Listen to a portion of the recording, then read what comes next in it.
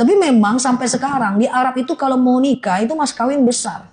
Itu 400.000 rial. Jadi kalau nikah dengan satu wanita di Arab itu menghabiskan uang 1 miliar. Makanya di Mekah itu mobil itu nggak ada pajak. Mobil kayak BMW, Mercy, Fortuner itu tercampak-campak atau buang-buang aja. Untuk dijadikan alat jual cabai, jual masak aja di pasar gitu. Nah makanya di Arab itu yang mahal itu wanita. Maka orang kaya di Arab itu ciri-cirinya bukan punya banyak mobil murah. Yang punya banyak istri. Dia makin banyak istrinya makin kaya dia. Iya dong, pintu masuknya aja 1 miliar. Bu, poligami di Arab tuh biasa. Ibu aja yang heboh. Ibu, jangankan di poligami, teman ibu aja di poligami, ibu pula yang marah. Orang istrinya biasa-biasa aja. Ustazah, kok itu poligami dia? Istrinya izin nggak? Istrinya yang melamarkan. Kok itu kali? Lah istrinya aja tenang. Ibu jangankan di poligami, WhatsApp nyasar aja 7 hari 7 malam berkelahi. Kan kalau di Arab tuh poligami itu biasa aja. Iya kan, biasa aja. Tapi ini bukan rekomendasi, tenang. Ya. Makanya itu saya pertama kali umroh waktu itu masih kecil saya. Umroh hadiah. Ya, saya kalau umroh bayar itu cuma sama bawa keluarga. Tapi rata-rata umrohnya free aja. Umroh hadiah, umroh tour leader. Kalau saya ingin fokus dengan ngajak keluarga umroh, baru tuh saya bayar sendiri dan saya nggak mau mimpin. Karena saya fokus dengan membimbing keluarga saya. Tapi kalau rata-rata saya umrohnya sendiri, itu saya membimbing, atau hadiah. Itu aja buka coki sih kita. Jadi dari kecil tuh saya umroh rata-rata umroh hadiah dan membimbing. Kalau saya umroh dengan keluarga baru memilih bayar sendiri. Karena kalau saya bimbing sambil saya ada keluarga, saya nggak enak. Nanti nggak fokus ke jamaah. Jadi kalau saya ngajak keluarga umroh, baru saya bayar sendiri dan tidak mau membimbing. Fokus bimbing keluarga, kan gitu. Bimbing orang tua, bimbing kakak dan seterusnya. Jadi pertama kali saya umroh, itu usia 15 tahun kan masih bagak tuh. Masih berani. Nah, saya nengok orang Arab bercadar-cadar itu. Saya tanya, orang Arab. Waktu itu berani saya. Antunna araftunna anal wajah la aurat. Kalian tahu muka ini tidak aurat. Kenapa kalian tutup juga muka ini? Masih bagak bu, sekarang tak berani lagi bu. Nah, ya kan? Kenapa kalian tutup juga muka ini? Apa kata mereka? Ini perintah suami kami. Bayangkan, Masya Allah. Saking pentingnya istri, ditutup betul-betul. Makanya di Arab itu wanita itu tertutup. Mobil itu terbuka-buka aja. Kalau kita terbalik, wanita terbuka, mobil tertutup. Nah itu Masya Allah. Mereka menjaga kehormatannya itu, luar biasa. Mobil ditutup betul-betul, tak boleh lecet. Nah, bukan ibu-ibu, tuh jauh sana tuh. Makanya style tawafnya beda. Coba perhatikan. Kalau orang Indonesia yang tawaf, enggak semuanya, sebagian. Pak, pegang ibu pak. Saya sendiri, bapak ibu 40 orang, pegang pak. Dipegangnya, iya ustazah. Apa yang dipegangnya? Kelingking dipegang itu bu. Ibu-ibu gitu juga, pegang bapak bu, kita dekat, kita mau tawaf. Iya ustazah, apa yang dipegangnya? Baju ihram yang ditarik-tarik, lihat gede-gede baju bapak. Tapi kalau orang Arab tuh betul-betul dia pegang istrinya, karena dia mahal. Masya Allah. Lanjut. Nikah usia berapa tadi? 25. Apakah sudah diangkat jadi Rasul? Usia berapa diangkat jadi Rasul? 40. Jadi waktu usia 25 tahun masih Nabi. Belum berdakwah tapi sudah membawa kebaikan. Tapi belum ada kewajiban dakwah karena Al-Quran belum turun. Usia 40 tahun diangkat menjadi Rasul. Berarti coba hitung. Berapa lama Khadijah menemani Rasul sebelum diangkat jadi Rasul? 15 tahun. Berarti memang Khadijah itu menemani Rasulullah betul-betul dari nol. Memang betul-betul kayak pom bensin. Kita mulai dari nol ya bu. Dari karyawan jadi istri sebagai nabi di usia 40 tahun. Sampai usia 40 tahun. Dan saya pengen sampaikan satu fakta sejarah. Sampai Khadijah usia 55 tahun. Saat itu Rasulullah usia 40 tahun. Waktu itu belum ada musuh. Abu Lahab, Abu Sufyan, Abu Jahal, Abu. Itu adalah kawan dagang mereka. Belum ada musuh. Dan waktu itu Khadijah kaya sekali bu. Kaya sekali. Ibu kalau pergi ke kota Mekah. Di belakang rumah Rasulullah yang tadi saya sebutkan. Itu ada pasar seng zaman dulu. Sampai kalau ibu sekarang nginap di hotel bintang 3. Salah satunya hotel Al-Massa. Itu sampai 2 kilo ke atas itu semua adalah tanah Khadijah. Sepertiga kota Mekah itu adalah tanahnya Khadijah. Saking kayanya pada masanya. Akhirnya usia 40 tahun Rasulullah mulai bingung. Ini kok kawan-kawanku si abu-abu menyembah berhala ini. Mereka kok menyembah berhala. Akhirnya Rasulullah SAW menyembunyikan dirinya. Dia tinggalkan jualannya, jalan kaki dia ke Jabal Nur, naik dia ke Gua Hira. Dari rumah beliau ke Jabal Nur 7 kilometer. Lalu beliau naik ke atas tanpa izin Khadijah, naiklah ke Gua Hira. Dia pusing gitulah ibaratnya, pengen sendiri karena dia lihat kawan-kawannya pada menyembah berhala semua, si abu-abu tadi. Bayangkan itu di Gua Hira. Saya sudah naik ke Gua Hira juga. Jadi dari hotel ke Jabal Nur naik ke Gua Hira itu macam cuma 2,5 jam. Saya kira Gua Hira itu sekedar ini ada Jabal Nur, di atasnya ada gua. Tidak sesimpel itu. Naik ke atas 2,5 jam, pas di ujungnya belum ketemu lubang guanya. Pas naik ternyata lubangnya di bawah. Jadi harus jungkil balik ke bawah untuk masuk ke Gua Hira. Atau lewat tembus sini, tapi kalau BB 80 kilo tidak bisa tembus. Masuk ke Gua Hira itu menangis kita, Rasulullah 3 hari 3 malam di situ. Turunnya gimana? Harus naik lagi ke atas. Jadi kalau ibu-ibu mungkin bisa naik, tak bisa turun. Ya kan? Nah itu Masya Allah. Kaki lalu tu sakit. Nah 3 hari 3 malam Rasulullah SAW di Gua Hira. Lalu turun wahyu dari malaikat Jibril. Apa bunyi wahyunya? Iqra bismi rabbikal ladzi khalaq. Apa kata Rasulullah? Ma ana biqari. Aku mau baca apa? Karena itu malaikat Jibril turun wahyu, Rasulullah ketakutan. Tentu yo takui mak. Sendiri dalam lubang tadanga suara. Takui kan mak? Bu, Al-Quran ini bu. Ini 30 juz. 6.666 ayat. Ini turunnya pelan-pelan bu. 23 tahun lamanya bu. 13 tahun turunnya di Mekah bu. 10 tahun turunnya di Madinah bu. Dari usia 40 sampai 63 tahun. Ya dong. Kan 40 tadi ayat pertama. Rasulullah meninggal usia 63. Ini namanya kalau di Mekah surat Makkiyah. Di Madinah suratnya Madaniyah. Ini ketika wahyu turun pelan-pelan angsur-angsur. Bukan Rasulullah kayak gini. Hei besti, wahyu turun. Gak gitu bu. Wahyu ini turun bu. Kadang-kadang gorencingan lonceng peka ke telinganya. Kadang-kadang Jibril ngomong dari bukit-bukit. Kadang-kadang langit seakan-akan terbelah. Takut bu. Ngeri itu. Rasulullah itu tak mudah bu. Maka kita cuma bacanya aja payahnya luar biasa. Bayangkan ada wahyu yang turun lagi sholat. Ibu kalau pergi ke Mekah Madinah ada namanya Masjid Qiblatain. Masjid 2 kiblat. Rasulullah sholat asar di situ. Allahu Akbar. Baru 2 rakaat turun wahyu. Lagi sholat turun wahyu. Qad nara taqalluba wajhika fis sama falanwalliyannaka qiblatan tardaha fawalli wajhaka syatral masjidil haram. Sholat baru 2 rakaat turun wahyu. Perintah Allah, hadapkan mukamu ke Masjidil Haram. Tadinya kiblatkan ke Aqsa bu. Lalu tadinya kiblat pertama orang Islam kan ke Aqsa. Lagi sholat turun wahyu. Fawalli wajhaka syatral masjidil haram. Hadapkan mukamu ke Masjidil Haram. Lagi sholat apa nggak bingung? Aku lagi sholat nih ke Aqsa. Suruh pula menghadap ke Masjidil Haram. Kira-kira kalau ibu di posisi itu apa yang ibu pikirkan? Bingung bu. Ibu jangankan lagi sholat wahyu turun, lagi sholat paket. Bingung ibu, ini berhenti atau enggak? Berhenti atau enggak? Bingung ibu. Coba nggak kasihannya kita dengan Rasulullah itu? Ya kan? Paket. Pening ibu. Nah itu bayangkan. Akhirnya Rasulullah pindah ke Masjidil Haram. Jadi 4 rakaat 2 kiblat. Makanya namanya kiblatain. Sejak itulah berpindah kiblat kita dari Aqsa ke Haram. Ini tidak mudah. Masa kita bacanya aja malas. Sementara Rasulullah itu luar biasa. Dah setelah itu menggigil kan. Iqra bismi rabbikal ladzi khalaq. Bingung Rasulullah ini. Turun dia menggigil dia. Nyampe ke rumah Khadijah. Pergi nggak izin, hilang 3 hari, pulang mendemam. Apa kata Rasulullah? Diselimutinya lah. Khadijah menyelimuti Rasulullah. Kira-kira suami ibu pergi 3 hari, pergi tak izin, pulang menggigil, ibu apakan? Diselimutin. Masya Allah. Suamiku, kayaknya engkau ini udah diangkat menjadi Rasulullah. Usia 40 tahun.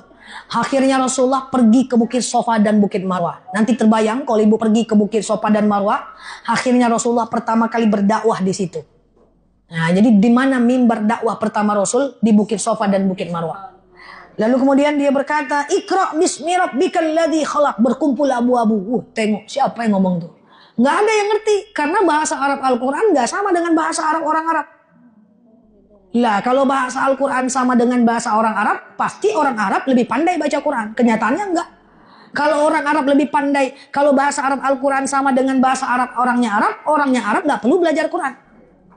Bahasa Arab Al-Quran nggak sama dengan bahasa Arab orang Arab. Pada faktanya lomba qiraat Quran, lomba tahfiz Quran, itu banyak orang Asia yang menang. Bingung ini abu-abu, apa itu bacaannya? Dia nulis apa?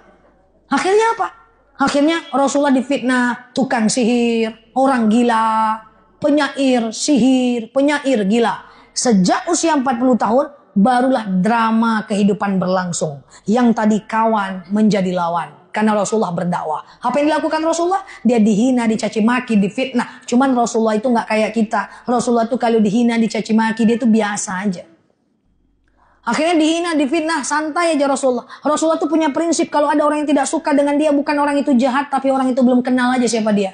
Jadi ibu, pakailah gaya Rasulullah. Kalau ada orang-orang yang tidak suka dengan kita, kita bilang apa? Dia bukan jahat. Dia cuma nggak kenal siapa saya. Slebeo. Gitu kan? Nah, gitu. Masya Allah ya. Lalu apa yang terjadi setelah itu? Setelah itu ada dihina nggak bisa, difitnah nggak bisa, dicari cara yang keempat. Cara kedua. Cara kedua apa? Pengen dibunuh. Siapa yang pengen bunuh waktu itu? Umar bin Khattab. Waktu itu belum masuk Islam. Apa kata Umar? Waktu itu belum masuk Islam. Hei Abu Lahab, Abu Sufyan, Abu Jahal, Abu. Aku akan penggal kepala Muhammad, aku bawa ke tengah-tengah kalian. Umar ini bagak berani dia. Sampai udah masuk Islam pun dia berani. Sikit-sikit penggal, sikit-sikit penggal. Setelah masuk Islam, ada orang Arab Badui kencing di tangan Rasulullah. Ya Rasulullah, saya penggal kepalanya. Kata Rasul, jangan Umar, ini orang cuma belum paham. Dia anak kecil. Ada orang Arab Badui kencing di masjid, apa katanya? Saya penggal kepalanya. Jangan ya Umar, itu orang belum paham. Jadi Umarnya si penggal-penggal. Kalau ada suami ibu asli penggal-penggal, Umar lah tuh. Nah, ini pemberani dia. Pemberani dia. Lalu kemudian Umar bin Khattab jalan nih ke rumah Rasulullah, bawa pedang, pengen bunuh Rasulullah. Apa kata orang Yahudi di tepi jalan? Hei Umar, ila aina ant? Kau mau kemana? Aku pengen penggal kepala Rasulullah. Ngapain kau penggal kepala Rasulullah? Adik kandung kau aja dan adik iparmu sudah masuk dalam Islam. Marah dia sama adiknya, dia putar ke rumah adiknya. Dia dengar adiknya membaca surat Toha ayat 1 sampai 14, jatuh pedangnya, masuk Islam dia karena dia nggak ngerti itu ayat apa. Ini bukti bahwa Arab Al-Quran tidak sama dengan Arab orangnya Arab. Masuk Islam dia. Singkat cerita abu-abu bingung. Wah ini gimana ceritanya nih? Dia difitnah nggak bisa dibunuh, yang membunuh pula masuk Islam. Akhirnya Abu Lahab, Abu Sufyan, abu-abu. Lalu kemudian membuat negosiasi. Dipanggil Rasulullah pelan-pelan. Muhammad, come here. Sini. Santai aja Muhammad. Ada apa abu-abu? Begitulah lebih kurang. Kita ini dulu berkawan. Sekarang kita ribut aja. Saling menghina. Sekarang gini aja lah Muhammad. Yang udah masuk Islam biarkan masuk Islam. Yang belum masuk Islam jangan kau suruh-suruh lagi masuk Islam. Caranya gimana kata Rasulullah? Kata Rasulullah, apa kata abu-abu? Gini aja lah. Sehari kau sembah Tuhan kami, sehari kami sembah Tuhanmu. Sehari kau sembah Tuhan kami, sehari kami sembah Tuhanmu. Apa kata Rasulullah? Oh tidak bisa, tidak bisa. Akhirnya dinaikkan negosiasi. Kalau gitu gini aja kata abu-abu. Sehari kau sembah Tuhan kami, setahun kami sembah Tuhanmu. Rasulullah sempat tergiur dan ragu. Bergetar lututnya, langsung turun wahyu. Jadi kalau Rasulullah itu ragu, langsung turun wahyu. Kalau kita ragu, tak turun-turun si wahyu itu. Apa bunyi wahyunya? Kuliah ayyuhal la a'budu ma wala antum abiduna ma wala ana abiduna ma lakum dinukum. Bagimu agamamu, bagiku agamaku. Gagal. Akhirnya dipakai cara yang keempat. Dan cara ini yang paling menyiksa Rasulullah. Dan inilah yang membuat Rasulullah miskin. Biar tahu nih, jangan membahas sejarah Rasul, langsung Rasulullah miskin. Tidak bisa. Apa itu? Dengan diboykot. Tadi kan Rasulullah dan Khadijah punya dagangan. Orang Yahudi tidak boleh belanja lagi ke dia. Dan kita mau jualan, tidak boleh ngambil lagi barang ke orang Yahudi. Boykot itu terjadi 3 tahun. Tentu bangkrut bu. Ibu tidak usah 3 tahun lagi dagangan ibu diboykot. Tutup aja seminggu jualan tuh bu. Pandai kapal bu. Ya, ini 3 tahun. Banyak orang yang mati kelaparan. 300 orang kaum muslimin mati kelaparan saat itu. Dan akhirnya Khadijah mendadak menjadi miskin. Wanita nomor 1 paling kaya di kota Mekah menjadi wanita miskin ketika akhir usianya. Ketika Rasulullah pulang, istriku, kenapa kau lemah? Aku nggak makan ya Rasulullah. Bukankah aku tinggalkan makanan, aku berikan makanan kepada orang yang membutuhkan. Kenapa kau tak minta makan kepada aku? Aku, ya Rasulullah, kalau kau kasih aku terima, kalau kau tak kasih aku tak minta. Lah kenapa engkau tak minta makan kepada sahabatku? Aku tidak mau minta karena aku takut kau tak dihargai oleh mereka. Ya Rasulullah, aku akan meninggal. Anak kita sudah habis, hartaku sudah habis. Andaikan aku mati nanti ya Rasulullah, andaikan kuburanku sudah kering, dagingku udah habis, kau gali kuburanku ya Rasulullah. Kau ambil tulang belulangku dan kau jadikan senjata untuk berperang menebus dada orang Yahudi.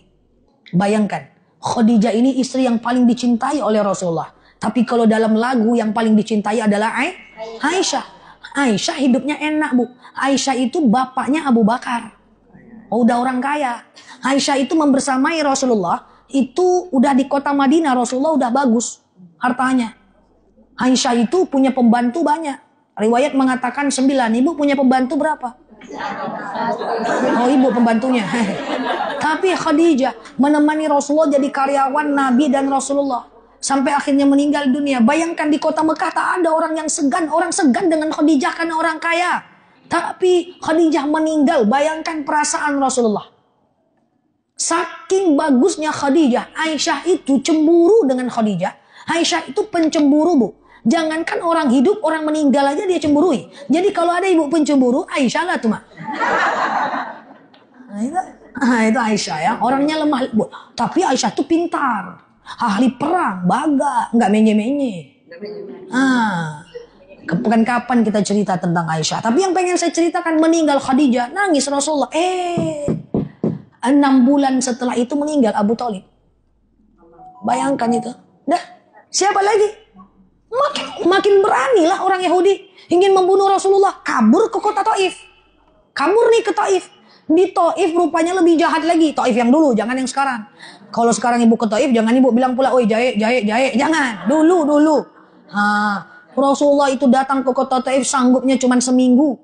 Dilempar pakai tai unta, kemudian dilempar pelipisnya, berdarah sampai kakinya. Jibril marah. Apa kata Jibril? Ya Muhammad, kau angkat tangan kau ke langit sekarang juga. Kau minta kepada Allah agar aku balikkan Taif ini, aku hancurkan negeri ini. Pasti aku akan kerjakan, tapi kau doa dulu. Gitu kata Jibril. Saking malaikat marah. Lalu Rasulullah angkat tangannya. Rabbi ja'al haza baladan aminan warzuq ahlah minat thamarat. Ya Allah, berikanlah bukit Taif ini bukit yang aman. Berikan mereka makanan dari segala macam buah-buahan. Ya, jangan ikut apa kata Jibril ya Allah. Orang Taif bukan jahat, tapi mereka cuman belum paham. Apa kata Jibril lebih kurang? Lain yang kusuruh, lain yang kau buat. Tapi secara fakta Taif sekarang buah-buahan banyak murah. Kacang-kacangan banyak murah. Berkah karena doa baginda Nabi. Masya Allah. Tidak tahan balik lagi ke kota Mekah. Nyampe di kota Mekah, singkat cerita pengen dibunuh. Terbukalah berita Rasulullah akan dibunuh. Lalu Ali bin Abi Thalib bilang, aku akan gantikan tempat tidurmu ya Rasulullah. Abu Bakar bilang, aku akan temani engkau hijrah ya Rasulullah. Apa yang terjadi? Mekah Madinah itu 450 km. Dari sini ke Padang lebih kurang. Di Bukit Tinggi baru 300 kilo. Nah, lebih kurang lah ya, 450 km. Jalan kaki Rasulullah dengan Abu Bakar. Jalan kaki yang harusnya dari sini ke Padang lewat Rantau Berangin, lewat Payakumbuh, lewat Padang gitu kan. Tapi tidak bisa lewat jalan itu karena pasti ketahuan. Akhirnya berputar ke jalan Pasir Pengarayan. Nah, jadi harus mutar, Bu. Kalau nggak ketahuan, ayo jelas. Jalan kaki harus mengelabui musuh, berputar jalannya. Di tengah jalan kecapean, akhirnya serondok masuk ke gua Bukit Sur. Saya sudah naik juga ke Bukit Sur. Nah, jadi kayak gitulah. Saya suka naik gunung, tapi gunung-gunung kayak gitu aja saya naik. Singgalang lalu lema. Ya kan, rencananya lebaran bego ya. Nah, jadi naik ke Bukit Sur. Di Bukit Sur itu singkat cerita apa yang terjadi? Rasulullah ketakutan. Abu Bakar menemani. Rasulullah capek, dia tidur di paha Abu Bakar. Ketika tidur di paha Abu Bakar, cerita yang pernah kita tahu, lalu kemudian jempol kaki Abu Bakar tersengat binatang berbisa. Abu Bakar tahan sampai menggigil. Akhirnya tidak tahan sakit, menetes air matanya jatuh ke kening Rasulullah. Rasulullah terbangun. Ya Abu Bakar, kenapa engkau menangis? Aku melihat engkau begitu nyenyak tidur ya Rasulullah. Maka aku tadi kesengat binatang berbisa dan kesakitan sehingga aku menangis. Apa kata Rasulullah? La takhaf wa la tahzan, innallaha ma'ana. Jangan kau takut, Allah bersama kita. Sebagai penutup, nyampailah mereka ke Masjid Kuba. Sampailah mereka ke kota Kuba. Jadi kalau ibu pergi umroh, Kuba itu pinggiran kota Madinah. Perbatasan. Ibaratnya kayak Uwinawak lah. Rimbo panjang. Lalu sampai ke kotanya lah. Lalu Rasulullah menginap di situ 3 hari. Dan itu tadinya adalah kampung Kuba. Tadinya itu adalah semacam kebun kurma. Punya 2 orang anak muda. Dan akhirnya diwakafkannya, dibangunlah Masjid Kuba di situ. Rasulullah tidur, makan, minum, mandi di situ 3 hari 3 malam. Nanti kalau ibu pergi umroh, coba lihat di belakang Masjid Kuba, jalan sedikit masih ada tempat pemandian Rasulullah di situ. Masih mengalir airnya, tapi kadang tutup, kadang buka. Dan ketika Rasulullah menginjakkan kaki di kota Madinah, saat itulah 1 Muharram. Berarti besok Jumat adalah tahun pertama di mana Rasulullah menginjakkan kakinya di kota Madinah. 13 tahun dakwah nggak sukses, pindah ke kota Madinah, 1 tahun sukses. Masya Allah. Nggak mungkin saya lanjutkan ceritanya, kalau saya lanjutkan besok pagi kita baru pulang. Tapi ini yang ingin saya sampaikan, sejarah yang selama ini jarang dibahas. Karena orang banyak potong-potong sejarah. Betul ya? Kalau ibu suruh baca sirah sendiri, nggak nampak lo mato. Nah, ya kan, saya ceritakan itu, nanti bulan depan kita sambung lagi. Semoga dengan kita tahu ini, kita semakin mengerti, semakin sayang, semakin cinta kepada Rasulullah. Yang malas-malas kerja, ingat Rasulullah itu kerjanya 4 negara. Yang malas-malas, yang selalu ingat ujian Allah, ingat ujian Rasulullah sampai pengen dibunuh waktu kecil, mak bapaknya udah nggak ada. Yang suka mengingat-ingat ujian banyak, ujian hidup banyak, ujian banyak, nggak ada yang sebanyak ujian Rasulullah. Gitu cara kita berpikir, tujuan kita membahas sejarah itu. Makanya digitukan oleh Allah Rasulullah supaya menjadi iktibar bagi kita semuanya. Amin, Allahumma amin. Lanjutkan pengajian ini, kurs ini menyantuni anak yatim. Kalau mau ketemu dengan Rasulullah nanti di surga, ana wa kafilul yatim kal hatain. Saya dengan orang yang menyantuni anak yatim nanti deketan di surga. Ambil kesempatan ini di pengajian ini, santuni anak yatim sebanyak-banyaknya. Biar ketemu dengan Rasulullah. Tapi jangan tanya nanti, di mana pohon patangnya Rasulullah? Wallahu a'lam bishawab. Ala hazini al-Fatihah.